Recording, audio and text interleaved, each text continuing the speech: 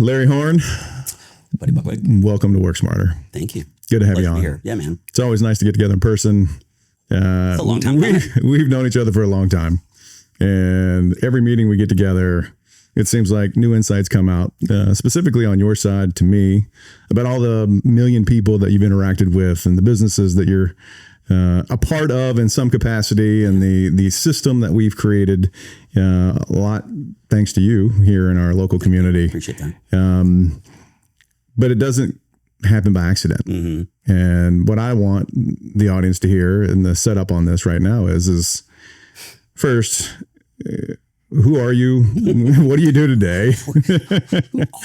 And then from there, because I know you're stepping down from your current position at Amplify. I want everybody to hear about that. But like before that, the private business that you were in, what led you to get into this ecosystem, entrepreneurship? Sure.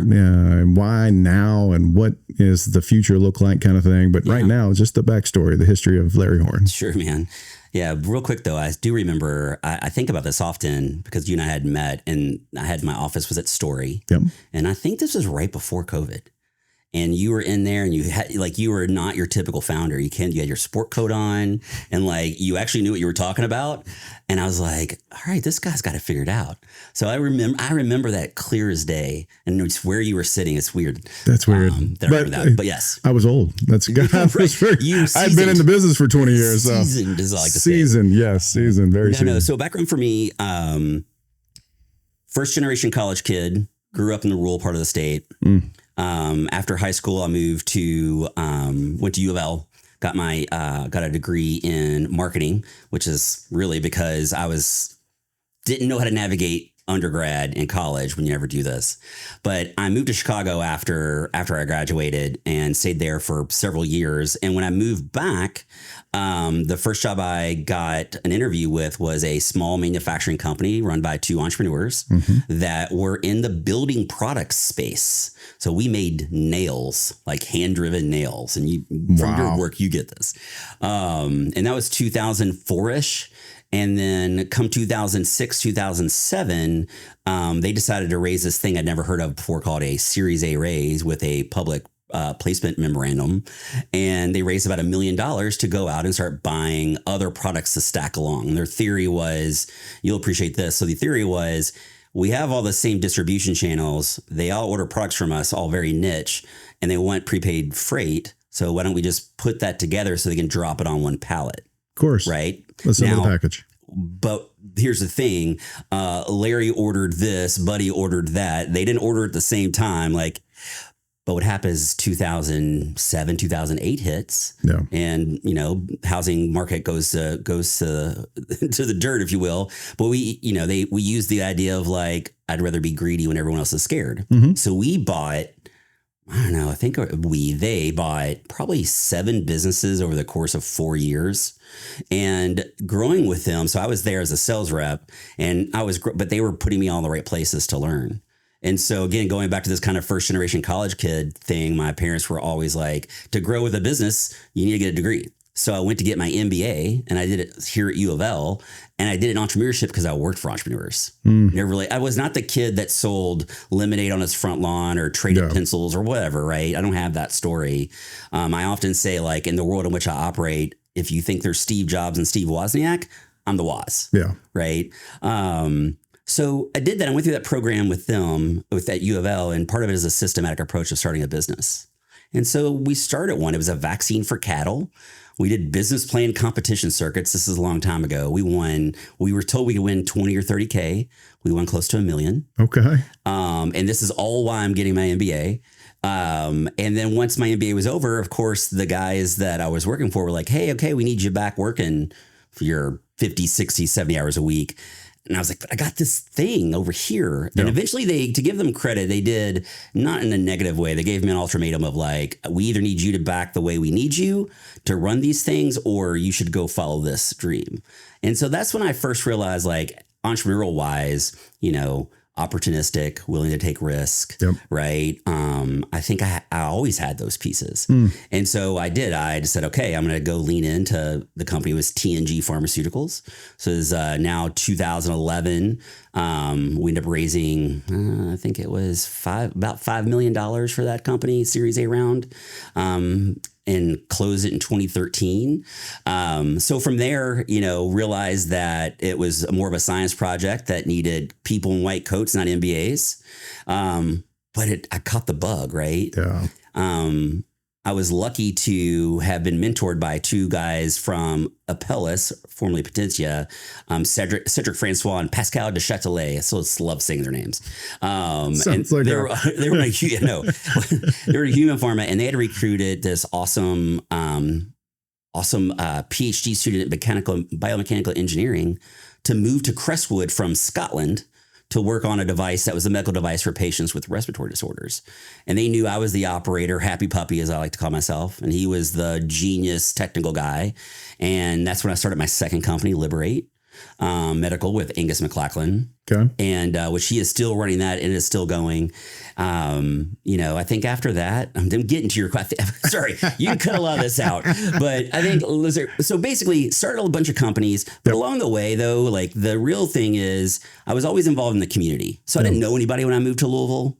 Right. Yeah. And so everybody's like, oh, you must have went to one of the schools or did one of the things. Like, no, I just had to, I don't meet strangers, but I had to go meet everybody. Yeah. And so part of that was getting involved in community events. And when you say yes and you show up and you do what you say, like people keep asking you to do things. So very quickly I got involved in, especially on the entrepreneurial side, in a lot of the groups that were in the entrepreneur space. So between being an entrepreneur and being in the entrepreneur space, if you fast forward 2018, Techstars was in Louisville doing ecosystem development. Sure. They had a contract from the state and they were managing from a very disparate team across the country.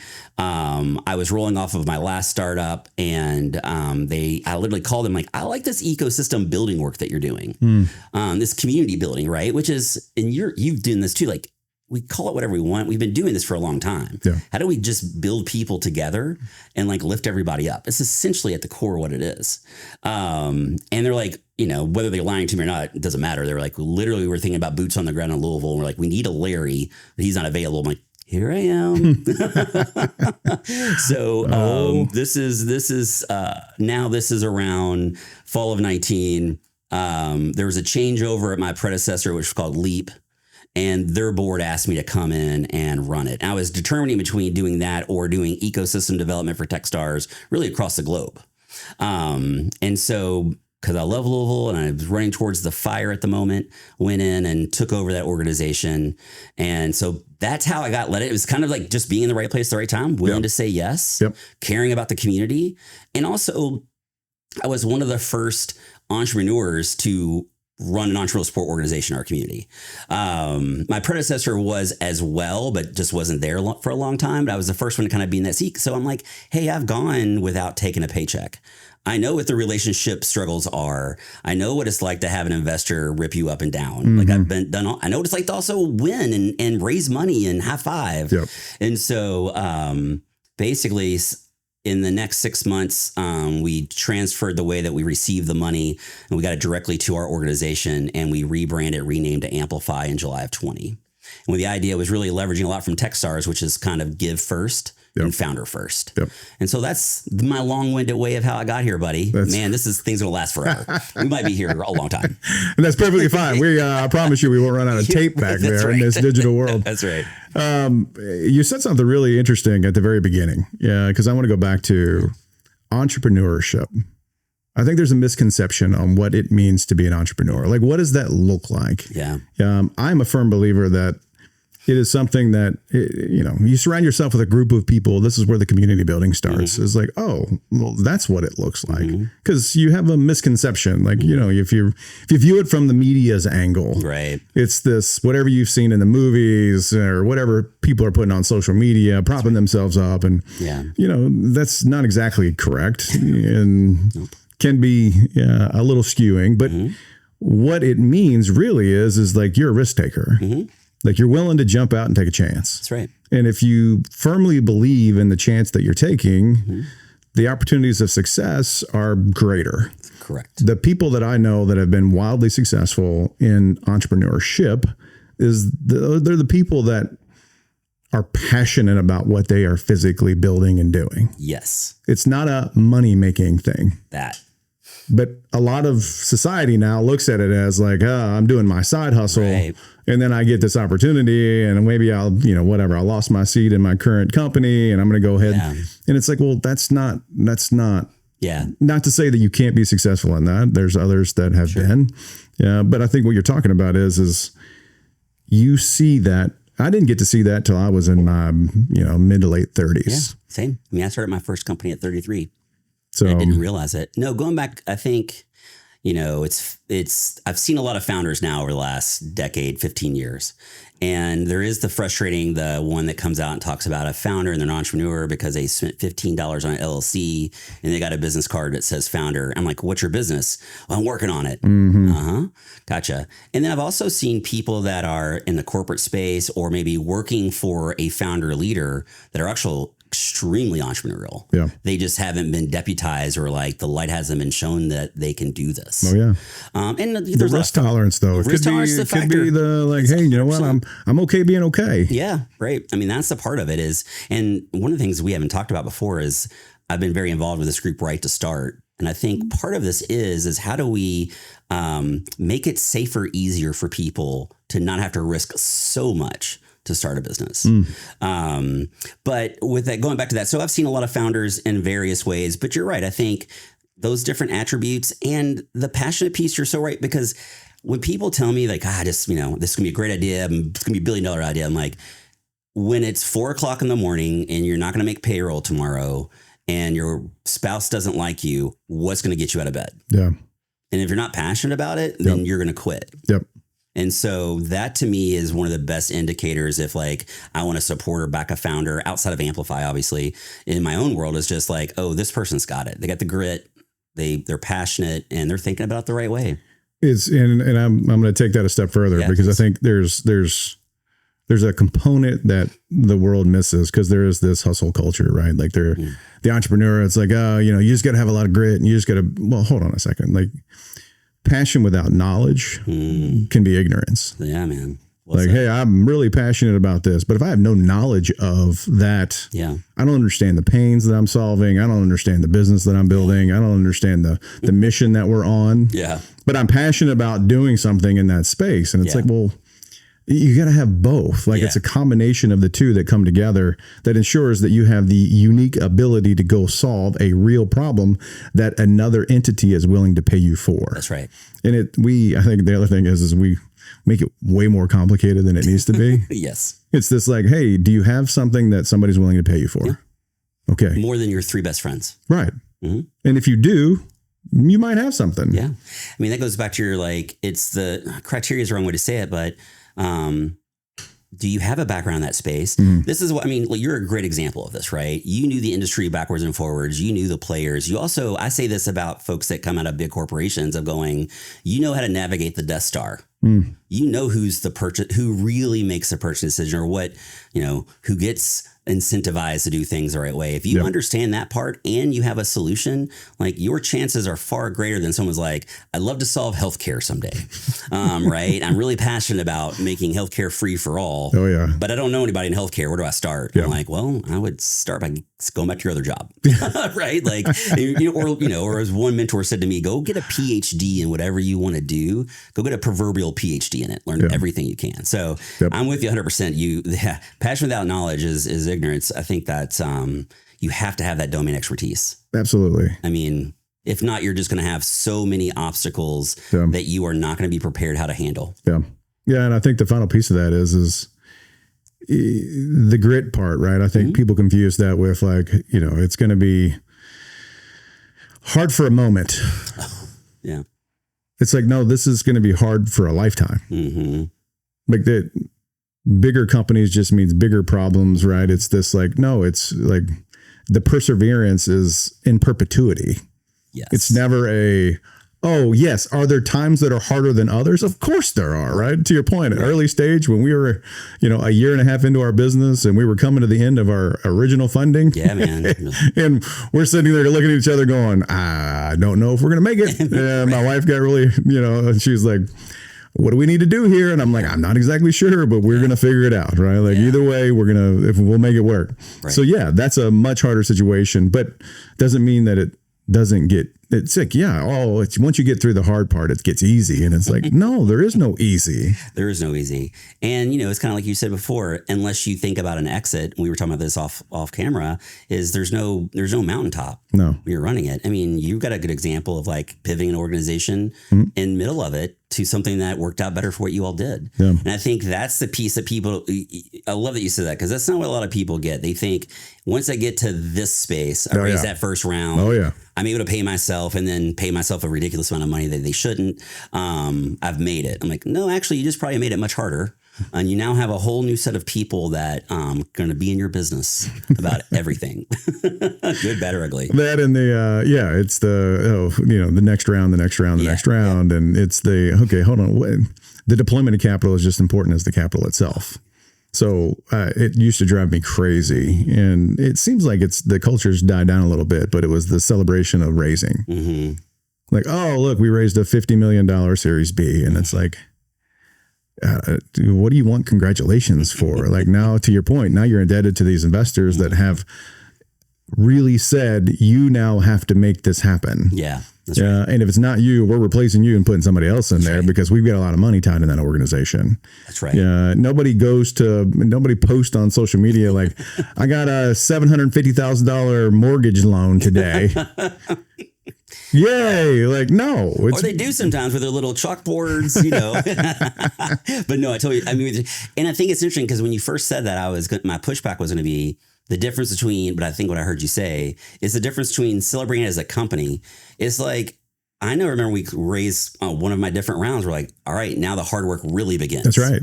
Now we actually have to do what we just said we were going to do. Absolutely. But then I had the other lens of thinking about from a community standpoint. Like, we want to celebrate all of these fundraising rounds because we want to show it's aspirational for other founders. Like, it can happen here. Yeah. And I think that's a key part. But I do appreciate the difference between, like, internally, you're like, great, let's maybe high five, but then let's get to work. Right. But community wise, we need to share both locally, regionally, and nationally that companies here are doing those things. Agreed. I don't feel like we did a great job of that historically. Maybe I missed it. Like, there was only a handful of companies that I ever really heard about. Mm-hmm. And I think we intentionally were like, we're going to celebrate even the small wins. Did you hire your first employee? Did you get your first office? Did you get your first space? Like, let's actually show not all successes are $50 million Series Bs, right? Sometimes the small successes are just as important because for an early stage founder, looking at someone that just raised a large round, that feels daunting. But getting your office, that's like, I can do that. Right. And I think that's the important part of we think about encouraging community. And when you talk about community, so let's get into that real quick because I think it's important that, because it's not just Louisville, right? This is, if you look across the landscape, especially North America specifically, you have pockets of what you would define as entrepreneurial communities, sure. Right? You've got the New Yorks, the Bostons, the Austins, the Silicon Valleys, right? Like, these are notorious for developing and building enormous organizations that create remarkable value for hundreds of thousands, if not millions of people. And it's like, wow, like, how do they do that? Right. Like, why there? Mm-hmm. Yeah. There's lots of history and backstory, but to your point, we as a community here locally, and I'm talking about Louisville specifically, Southern Indiana, the Kentuckiana area. Yep. We have to do a better job of making sure that the people in the world that want to do something, they want to take a risk and they want to start a business, that they know that there is an opportunity here to do that. Right. And I think what you're talking about is we've got to celebrate these wins so that people understand that you don't have to go there to do this. Right. That was part of the stance that we took in this last round, which is like, hey, our lead investor, wonderful humans, love them to death. They're out of Austin, Texas. But it was like, we're not going to move. Yeah. Like, at that time, we're in Southern Indiana and we were talking with the city of Louisville and we're like, this is our path. Right. And, if you wanted us to go to Boston or New York or Miami or, Austin, we're not interested. That's right. We want to do it here as proof. Right. Proof. And it's a good place to do it. 100%. For all the things that we know. It's just hard to, I think the flip side on the economic development piece is this thing like, we can't get companies to move here. Yeah. Like, all right, look, I can appreciate that, but let's take care of the ones that are already here. Yeah. This is the thing I've gotten very frustrated about and been very vocal about over years is like, we spend so much time recruiting other businesses to come here, whether they're very large or tax incentives, whatever that looks like. But then we have, V Simple right here, like building great things. And I was thrilled to see that you got support from the city or was working with the city, because we need to do more of that. Because couldn't agree more. I always talk about, there's two things that happened over the last 2 years, 3 years that I think about. One was when the Humana building closed. I got interviewed like 3 or 4 times and I was like, what company do you think should come in around? I was like, what 20 companies do I think should be in that building? Let me say this for anyone running EOS. EOS gives your company clarity, but clarity only matters if the work gets done. vSimple is the AI-powered software that helps EOS run companies turn process into progress, priorities into action, and accountability into completed work. And we make adoption practical. We help you start with the work that matters most, implement quickly, train your team, and support your people every step of the way. So you don't have to transform everything at once. You can start, prove value, and build momentum. If you want your company to run the way you designed it to run, go to vsimple.com. vSimple is where work gets done. David Jones Sr. was an iconic figure, leader in our community, but the days of building a Humana is probably not going to happen.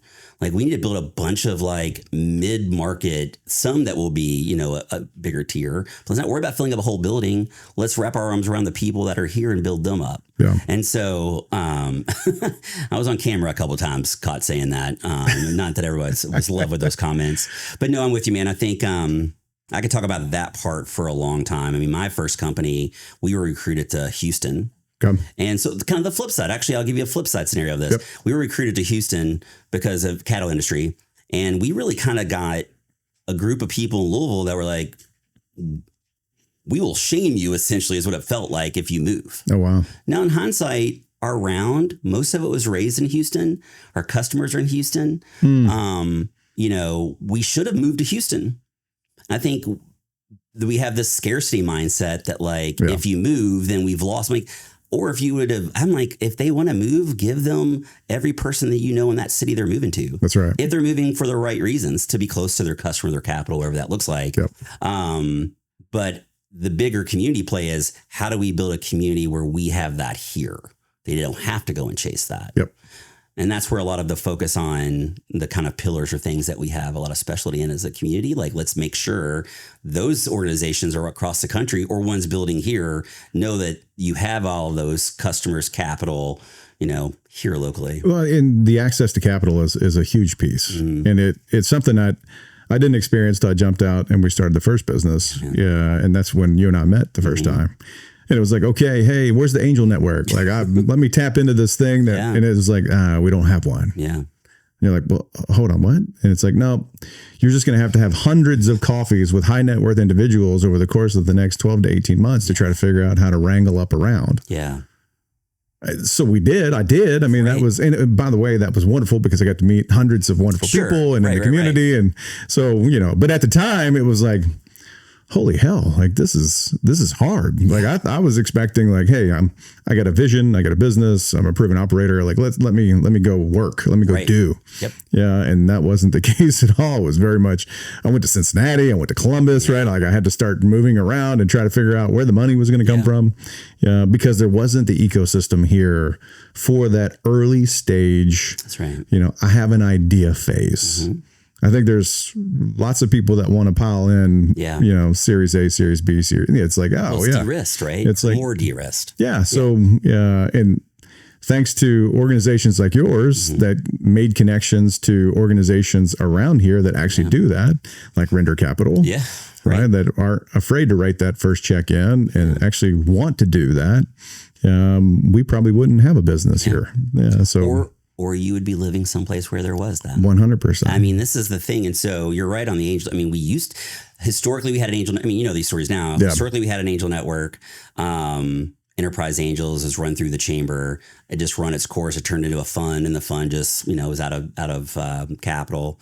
The biggest one, of course, is down in Lexington with the Bluegrass Angels, and it's a challenging thing. So in my beginning years of Amplify, I really wanted to stand up an angel network because going back, like I know what it's like to go through. I know what the 100 meetings are like.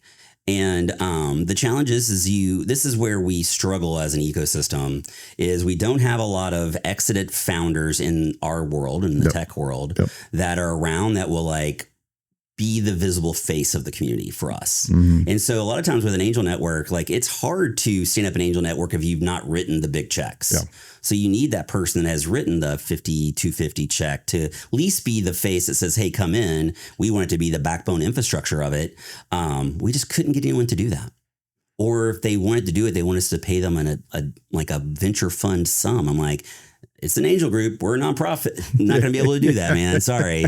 You're doing this because you want to do this, not because you're going to earn a bunch of money doing this. And what I think you'll probably end up doing, which is like, this was really hard for me. And if I can solve this for future generations and the future of the community, you will.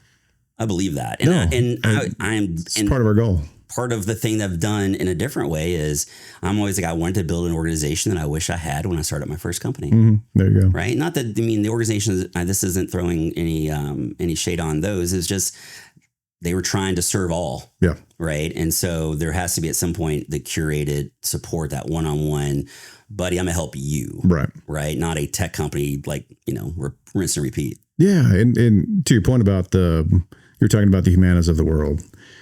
In our, I got to shout out One Louisville. I think that is a transformational moment in the city of Louisville. And Trevor Paul we happened to be his first deal, which is so much fun. That's awesome. The fact that it was like, all right, like we finally have an organization that's public-private and that they get it. They get it. And it's like, oh, yeah, we need to have something that's growing here, not just recruiting. Because what you end up with is, when you're recruiting these organizations to plant themselves in your city, they're usually headless. Yeah. The executive teams aren't there. Yeah, we're like the middle management city right now. Absolutely. So it's like, well, if the executives aren't there, that means the importance of our community is not there. And they can talk all they want about their love for our community, but if they don't physically reside here, they don't love our community. Correct. They love the tax incentives. They love the low cost labor. They love the price per square foot on the buildings, but they're not in love with the community. We need companies that are in love with this community and willing to physically not just put their time and energy in, but to put their dollars in. Right.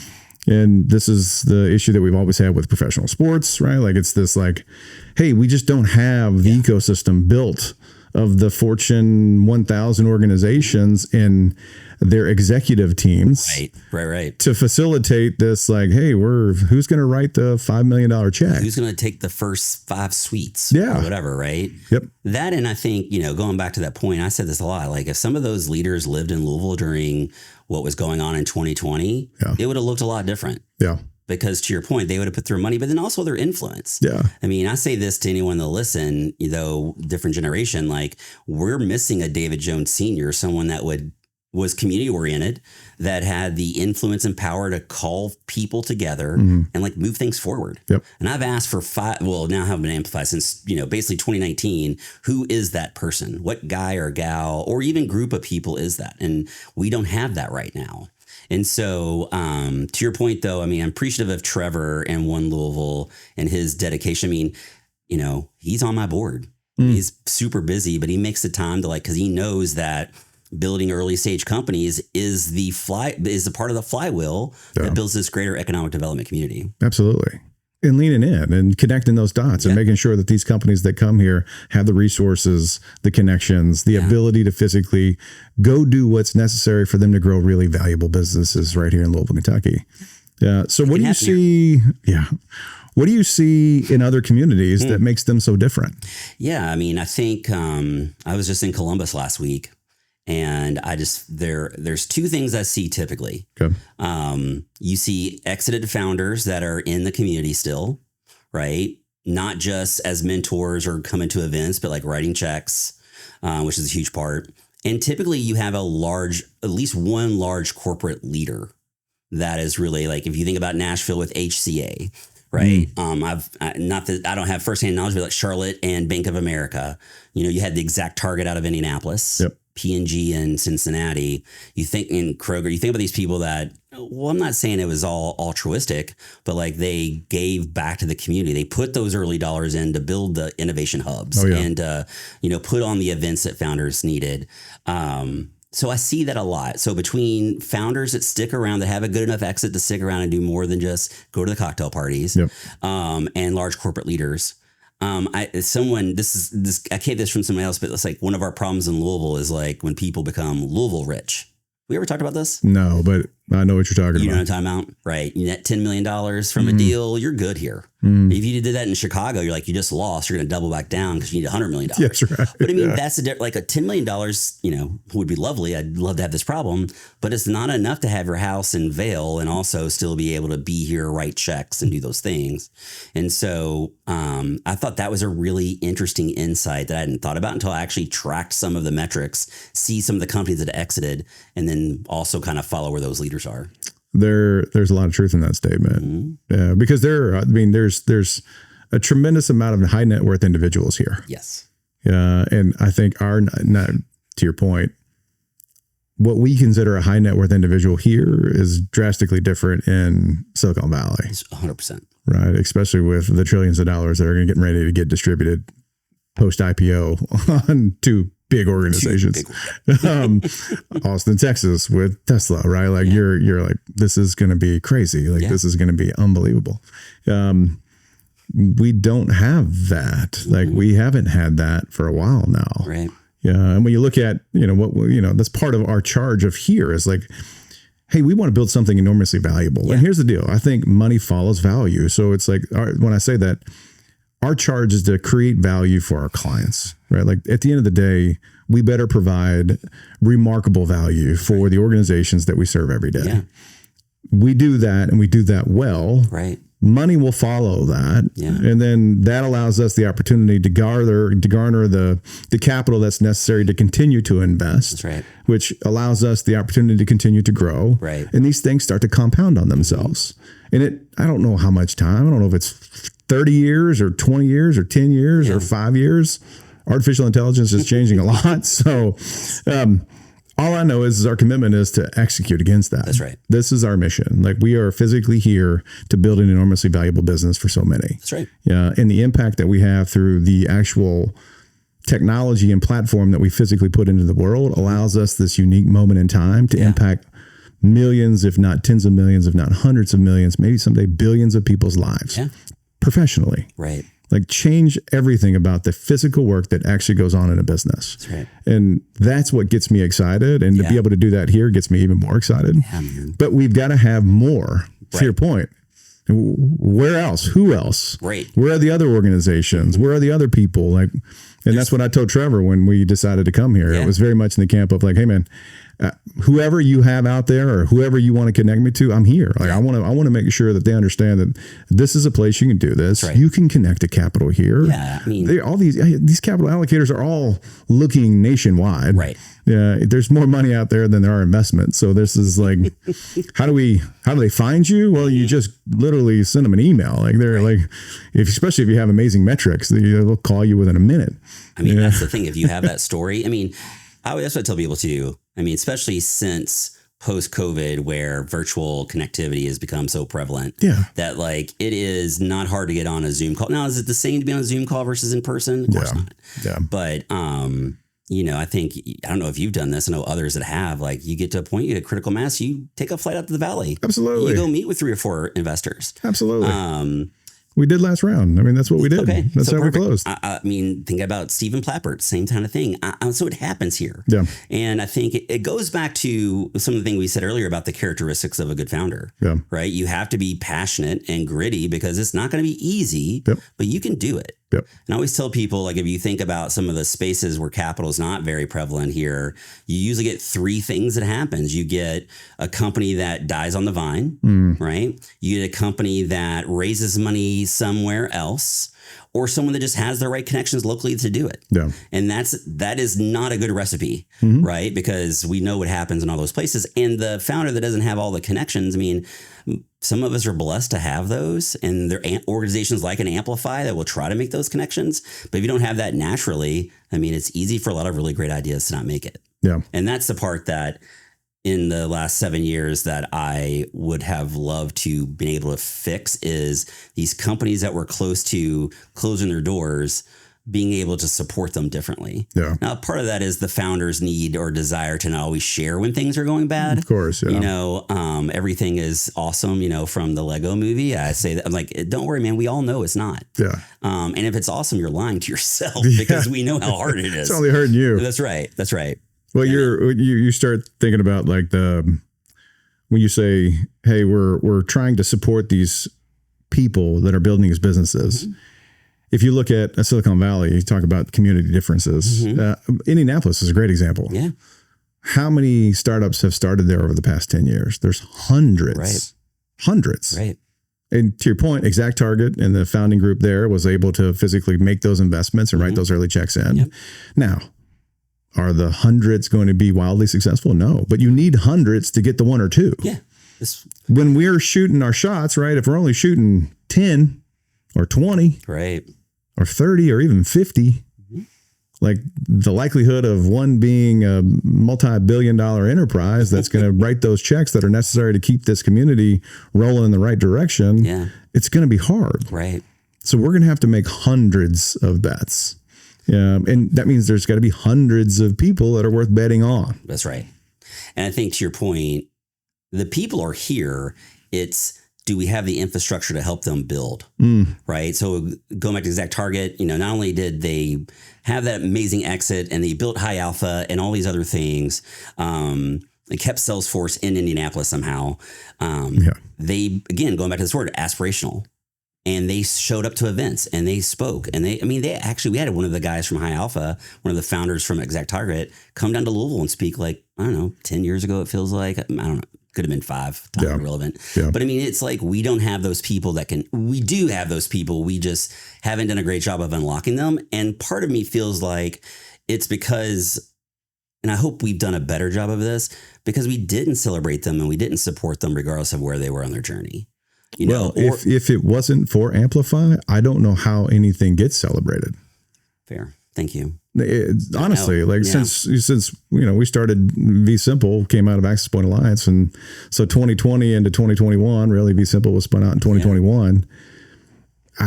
Amplify is the only organization I know that actually delivers that outside of, you know, the Louisville Business First blurb that you get about whatever it is that and it's like, well, who would do that if you didn't do it? Right.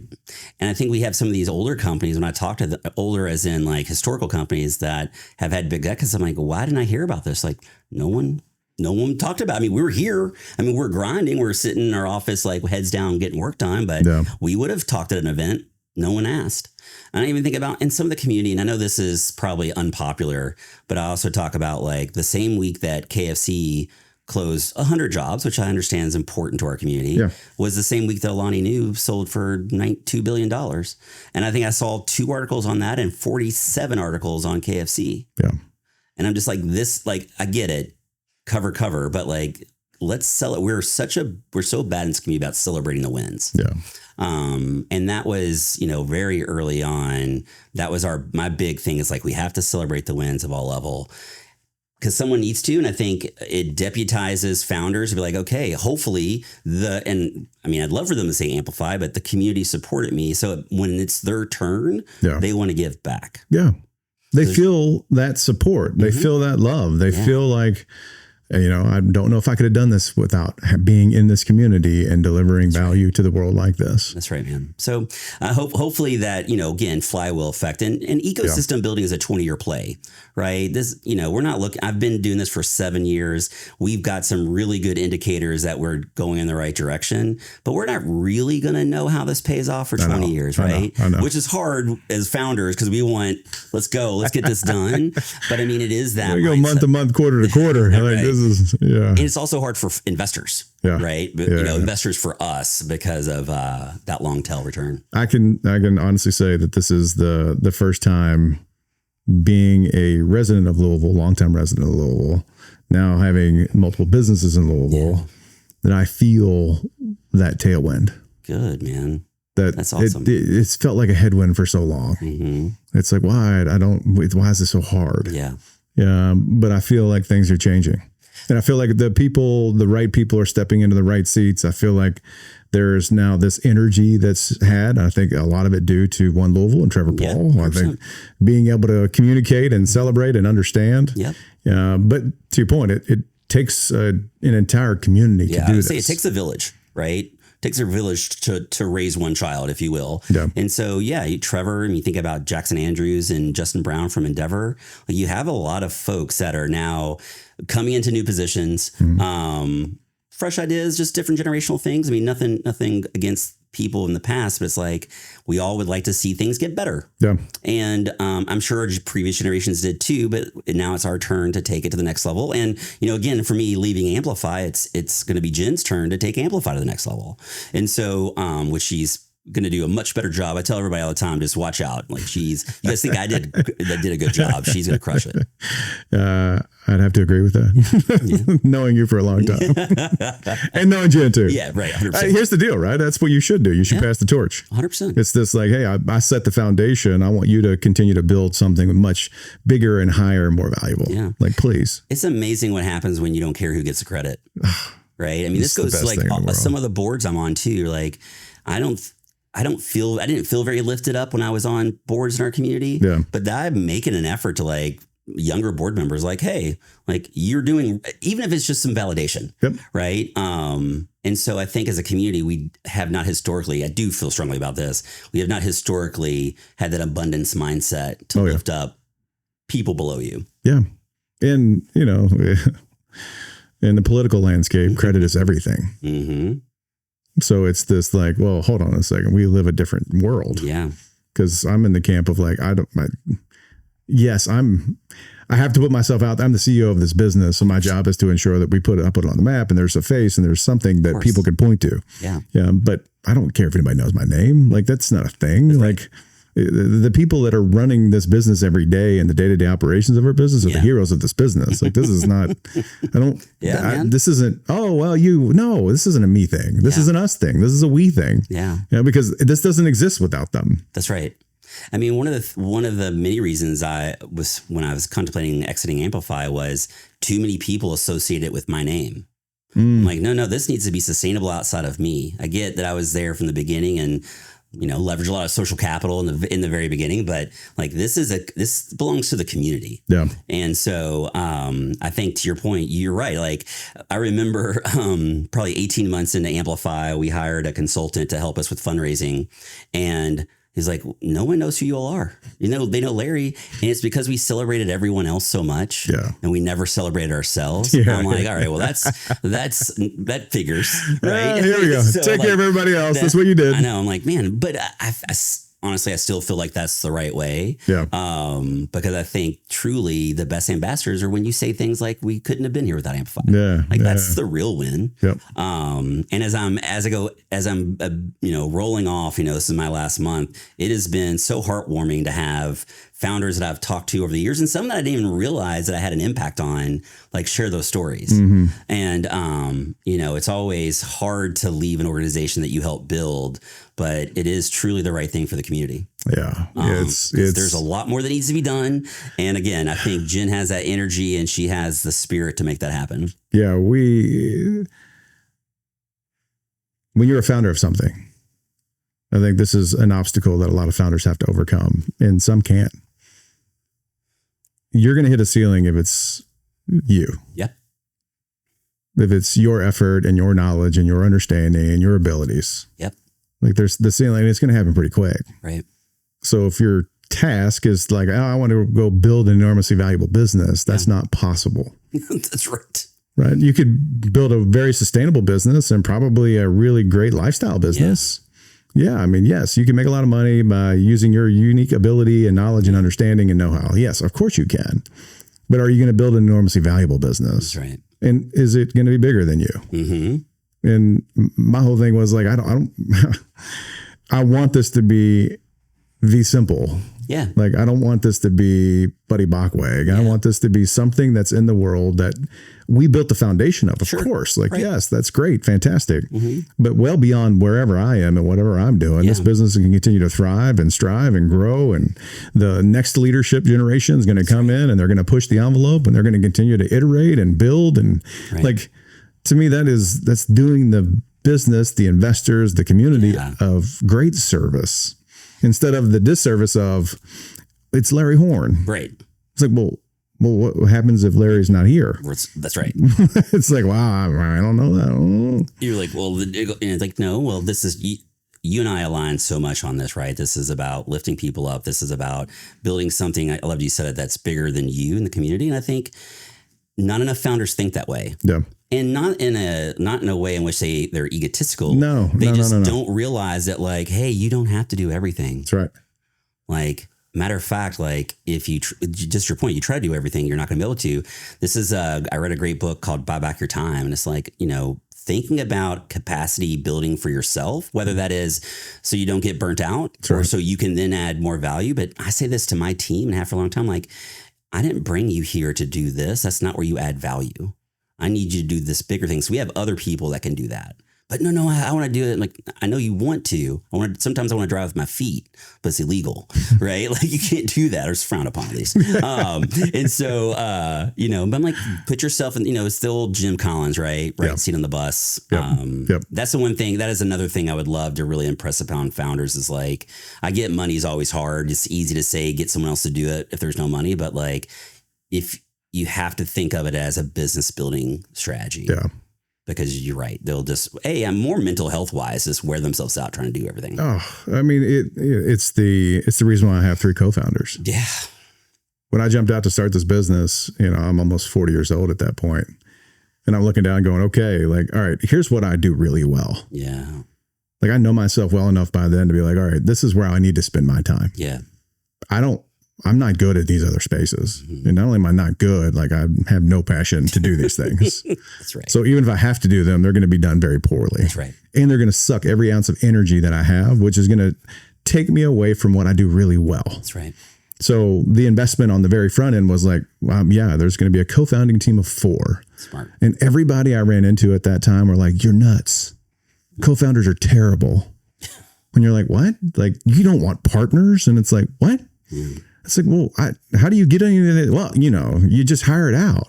It's like, yeah, but where's their connection to the business? Like, where's the founding story? Where's the, like, I want to go do this forever type of mentality? If it's just a job, they can get another job. That's right. And to me, it was like, well, no, I want people that are just as connected to this. And I want this to be an us thing, not a me thing. Yeah. And when we did this, now we're 7 years into first business and the second business. Yeah. And I love these guys like brothers, and I'd, step in front of a Mack truck for each one of them. Yeah. And I think they do the same for me because we realize how valuable we are together. That's right. It's like, yes, do I get to stand on stage because I'm the CEO and say, thank you for whatever's going on in our world? Yes. But I'm doing that on behalf of us. That's right. Not doing that as me. And that only happens internally, right? Oh, of course. You can't like publicly or whatever, you can think them, but internally those conversations, and it actually surprises me that's the feedback you got. Because I tell people all the time, like, being a solopreneur has got to be one of the hardest things. I can't imagine. I mean, it's already hard and lonely anyways. Yeah. Yeah. But here's the other thing. Co-founders are like spouses. Mm-hmm. I mean, it's a relationship that requires a lot of work. Yep. And it's not always fun and pretty. No. Right. But I think that the good co-founders that I've seen, they're the ones that like operate like brothers or, siblings if there's females along as well. Yeah, sure. Yeah. But it's constant communication, it's clarity and who play your roles. Yeah.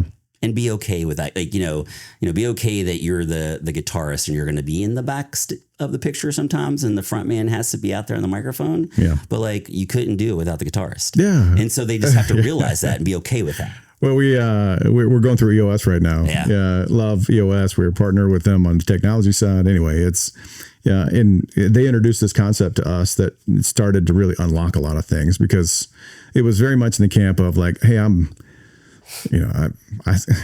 have a tendency to live in the future. My wife can tell you this. Like, it's hard for me to be present. Yeah. I'm always, next week, next month, next quarter, next year. What's the next 3 years, the next 5 years? How do we that's just where my mind is almost all the time. Yeah. And so not thinking about, well, operationally, that's not very productive. Right. So I have a real tendency to create chaos in our organization, because it's like, I know we're moving this direction, but I think we need to go here. Right. And then, and then there's this other thing. And then what about this? And we got to a point as a company where it was like, holy hell, like I could feel it. Right. It was very much the camp of like, I know what I'm doing, trying to keep the chaos down. Yeah. Yeah. But at the end of the day, it was like, okay, well, what's my role then? And EOS has this thing. Well, you got to have a visionary, and then you have to have an integrator. Yep. And as we started to define that internally, it became very clear to all of us. It was like, oh, so that's what you are. It was like, because in the end, I've been CEO of this business the entire time. Right. Never held the president title. And I didn't hold the president title for a reason. Yeah. Because I knew that this wasn't really my thing. No. Right. Like day-to-day operational excellence is just not my thing, because details aren't my thing. It's you know it, you own it, right? Here's the deal, right? Like, you get to know who you are and what it is that you're really valuable doing. And so it was like, all right, well, if we need excellence, obviously in the day-to-day operations for business, I am struggling to provide that.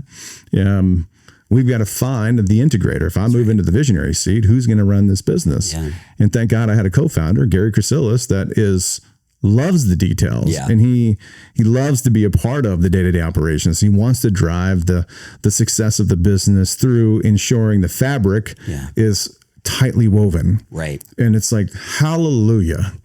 And this has been over the past 6 months for us. And we've now had so this is new breakthrough. Yeah. I mean, we've always played these roles a little bit. But now it's clearly defined. To your point, it's like, hey, it's a relationship, like define the roles. Yeah. And once you define the roles, now everybody can play to their strengths. That's right. It's like, oh, well, vision. Yeah. Gary, you don't have to worry about like casting the vision into the future, because I got that. Yeah. And nobody, you don't have to worry about, the sales funnel and what it is that we're doing from a go-to-market perspective in great detail, because I got it. And it's like, great. This is fantastic. And you probably have your weekly or whatever check-in dashboard every week. We're good. Got our L10s every week, every Monday morning at 9:00. The leadership team gets together, have a clear understanding.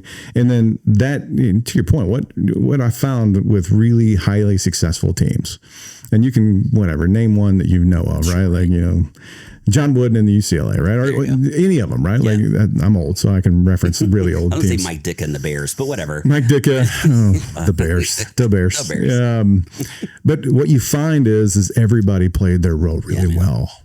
Scottie Pippen, Michael Jordan. If Scottie Pippen wanted to be Michael Jordan, the Bulls wouldn't have won the championships, because there would have been an internal struggle and battle every single day. Yep. That one is a good analogy. Like, everyone knew their role and they played their role to excellence. And if you do it to excellence, then all of a sudden now you can build an incredibly remarkable team instead of just trying to get things done every day. Yeah. No, I love that. And that ceiling that I find with some entrepreneurs is like, how do I do that? Right. Like, hold on. Like, maybe I'm the integrator. I don't have a visionary. And it's like, well, you can find one. Right. Like, you don't have to become one, because it would be almost impossible for a personality like that, but doesn't mean you can't find one. That's right. But identify the things that you know that you need for the business to be successful, and do it before you need it. That's right. That's the other thing. That's the important part. Do it before you need it. Well, we were talking about this before. Like, I think there's the Steve Jobs and Steve Wozniak moment, right? And so, to your point about that, like, I'm the Wozniak. So, like, you and I would be good business partners someday, buddy. Because and it's like you said, it's like, it's not that you can't do details. It's not that I can't be visionary. It's just not where I thrive. That's right. I'm good at going like, oh, this is where Z is. Well, I know how to get through the rest of the alphabet to get there. Yep. And that's, to your point, I think the pressure and that, what do we call it? The gig kind of hacker hustle mindset is like, oh, I got to do all of it. That's right. I'm like, well, you can. It's going to be harder. Yep. I mean, you might not be as successful, but lean on the Scottie Pippen and Michael Jordan. That is a perfect. I should start using that analogy more. Because you're right, Scottie Pippen would have been Michael Jordan on any other team. Oh my gosh. But he knew his role and played that role to 6 championships perfection. And that's part of, you start looking at the entrepreneurial journey. Yeah. A lot of it is just understanding yourself. Yep. A lot of it is like, now I'm putting myself in positions where I need to understand what it is that, and I think you and I talked about this off camera. I think the most important thing anybody can do right now is define their why. Mm-hmm. Because we're all inundated, right? It's AI this and AI that, and technology is moving at a speed that we've never seen, and investments, and OpenAI raises 176 billion, and whatever. Elon Musk is going to have $1 trillion IPO, and it's like, blows my mind. Holy mackerel! Like, this is crazy. Like, this is. But the underlying factor for any business is like, why are you doing what you're doing? Mm-hmm. And what is it that motivates you to continue to want to do it? And that to me is the thing that it's like, hey, be simple. Yeah, we're still in our very, we're 5-6 years into this. Yeah. We got a long way to go, man. Yeah. And we're going to work our fannies off to make sure that we make it remarkable for everybody. That's right. But it's what really excites me is when you see our clients get excited. Yeah. Right. When you see the people that we're physically working to impact every day, and the impact is tangible enough to the point where they can remark about it. That's right. There is nothing better in the world to me. It's like, this is, you can have all the money. Like, this is what I'm looking for. Yeah. And it's not about validation. It's about relief. It's about for them on their side going, I had to do that 500 times a week. And I'll never have to do that again. That's right. You're like, yeah. And it's like, this is wild. And you're like, yeah. And oh, by the way, it's going to be perfect every time. And we're going to find the next 500 and the next 500 and the next 500. And you start to see organizations transform and people, a couple years ago, we had a customer who was like, I could finally take a vacation, right? Like, this is like things in their life that just like, we have this better work equals better businesses equals a better world. Yeah. And it's a utopian thing. And I know it sounds crazy, but at the end of the day, there's no work-life balance. I believe that whatever happens in your work is going to impact your life and vice versa. Especially in the world that we are in. Yeah. I mean, so if that's the case, right, it's like, well, how do you balance life then? Well, you do it together. I mean, that's part of what we do as an organization. But if we create a better professional life for you, and I say that meaning eliminate the menial, monotonous, duplicative. Yeah. You're going to have a better professional experience, which hopefully when you go home in the evenings, you're not exhausted. That's right. You're not grumpy, right? You get the right night's sleep because you're not stressed, right? Like, and so your personal life is impacted positively by this. Yeah. And the business itself is impacted positively because you're more productive, you get more work done. The business can make more money. All of a sudden now you have this better world aspect, which is like, hey, if you're able to scale a business and make it more valuable, like we've been talking about here, and you have this unique ability to create remarkable experiences for your employees and your clients, and you're making more money than you were prior to this, which means you're paying more taxes, right? Like, everyone now can lean into the communities in which they reside in a much different way. Yeah. And that's, to me, is like, this is the ultimate goal and objective. Yeah. No, I love that. And that's what I hope it is. I think, love your thoughts on this too. I think what I'm finding though, especially on the founder side, is they don't take that extra capacity to like deburden themselves. They just throw more stuff on. Yeah. And that's the part that, and I'm guilty of this as well, right? When I first started getting into, leveraging AI and to increase things, like, oh, well, cool. Now that takes me 10 seconds instead of 2 hours. What can I do with that 2 hours? Now, this is maybe where founders can be crazy. I'm like, oh, well, I can go do 2 more hours worth of work somewhere else, or I can pick up another project or whatever. Start another business. But I think, to your point, I do love that when I get bullish about AI and all those pieces, is that it can bring this work culture that we're really bad at in America. Yeah. And like add some of what the other countries in the world have figured out. Yeah. Like, let's spend time with friends and family, and, let's spend more time doing that than working. That's the work itself. Yeah. And I love this about our country and the fact that it's like, we get things done. Yeah. Yep. Come hell or high water, we get things done. And I love that about the industries we serve. Mid-market, industrial, professional service companies, they just get stuff done. Mm-hmm. Quick break. Material handling dealers do not need another system to babysit. They need equipment orders, rentals, service requests, parts, deliveries, and customer updates to move faster, cleaner, and with less chasing. That is what vSimple is built for. vSimple is the AI-powered software that helps material handling companies get real work done with more speed, precision, and visibility across sales, operations, service, and finance. And we don't just drop in software and disappear. We help you start where the pain is real, implement quickly, train your people, support your team, and prove value before you try to change everything. If your dealership is ready for AI that helps the business actually move, go to vsimple.com. vSimple is where work gets done. But it's at a cost. Correct. And the cost can be sanity, it can be health, it can be relationships. And all of those negatively impact who we are as humans on this planet. Mm-hmm.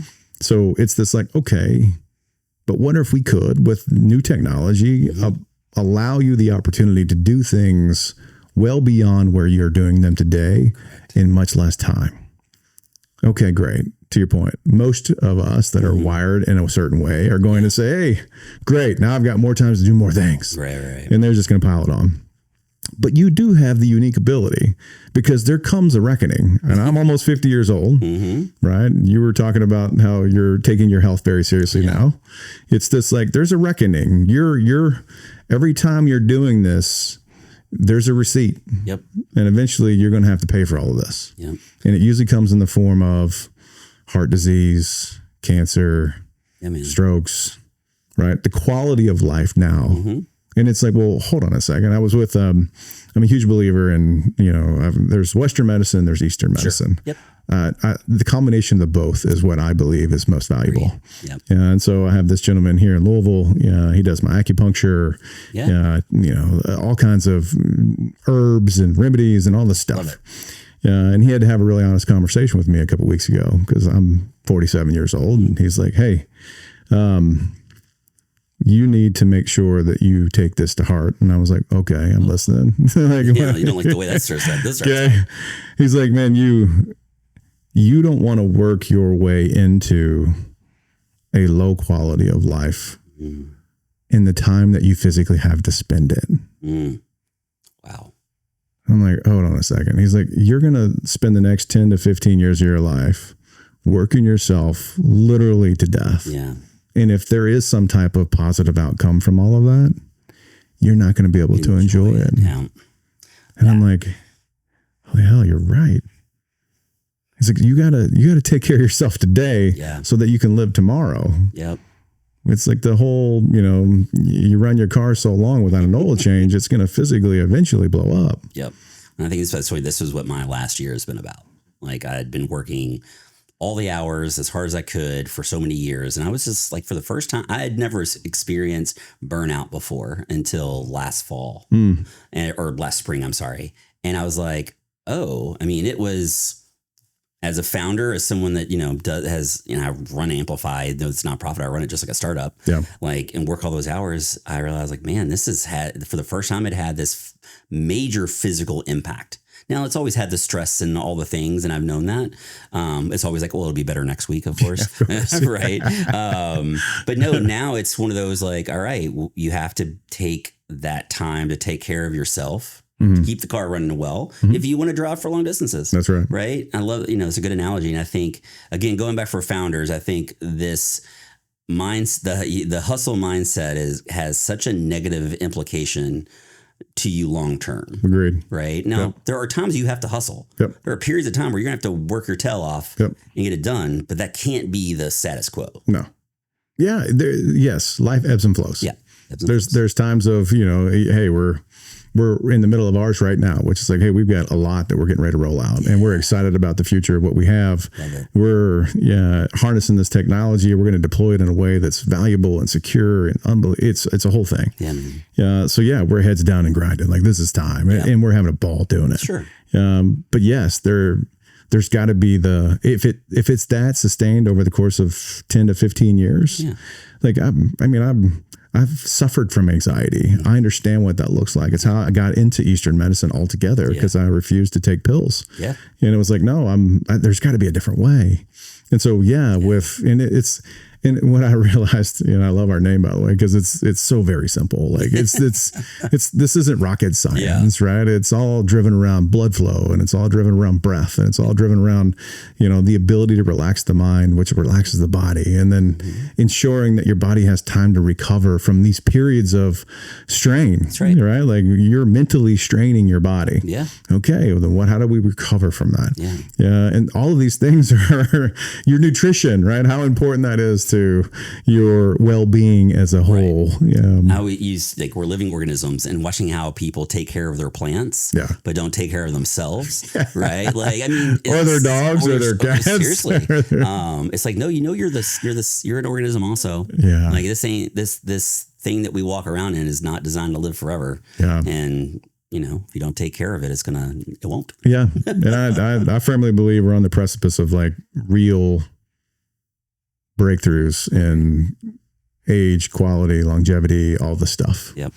Which is going to be, I'm at that age where it's like, oh, now I'm really paying attention. Yeah. What are they coming out with? What is the opportunity? Because, I want to have a long quality of life for as long as God gives me on this planet. That's right. It's the health span, not the lifespan. Yeah. I don't want to live to be 100. Yeah. But I want to live to be really healthy if I make it to 80. Yes, absolutely. Well, off camera, we'll tell you I've got a great longevity doctor, and it has made a huge difference. There you go.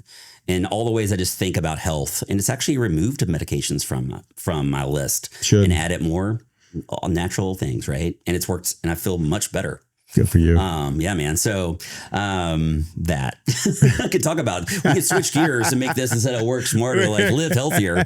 I could spend a lot of time on this. Well, maybe we need to come up with another podcast. But no, going back to one thing on AI is I had always been keeping all of my blood results in a spreadsheet. Yeah. And when I finally was able to plug that into things like AI and get some unique insights, that's when I was really oh wow. Yeah.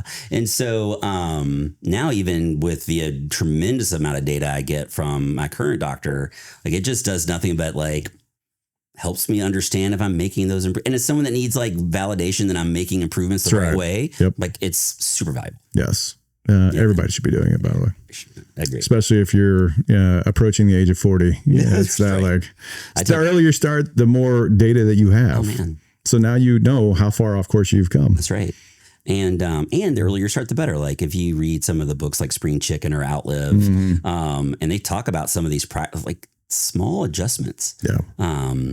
You said breathing, the great book Breath, just understanding the right way to breathe and how it just controls so much of our emotional state. Oh my gosh. I mean, we used to here and do some yoga or square breathing right now or whatever. Yeah, yoga, dude, is literally. I mean, he was like, "Listen, if you could get up every morning for the next 20 years and do 10 minutes of yoga, you're going to have a drastically different outcome from a quality of life." Yeah. I'm like, 10 minutes? He's like, "Yeah." I'm like, I can do that. And he's like, start doing it. So a couple weeks ago, I'm down in the basement. My wife is upstairs, and I've got the yoga mat out, and I've got, I'm whatever yoga instructor that's teaching me the 10-minute thing. Yeah. And 3 minutes in, I'm like, oh my gosh, this is hard. Yeah. You used to lifting weights with big muscles. That's right. And now you get these little tiny muscles involved, and they're like, what are you doing? Right. I'm really holding positions for 30 seconds or a minute. I'm like, this is painful. But then you realize how good it is for your body. Yeah. Let's end with this. Yeah. Gotcha. Sorry. What's next for Larry Horn?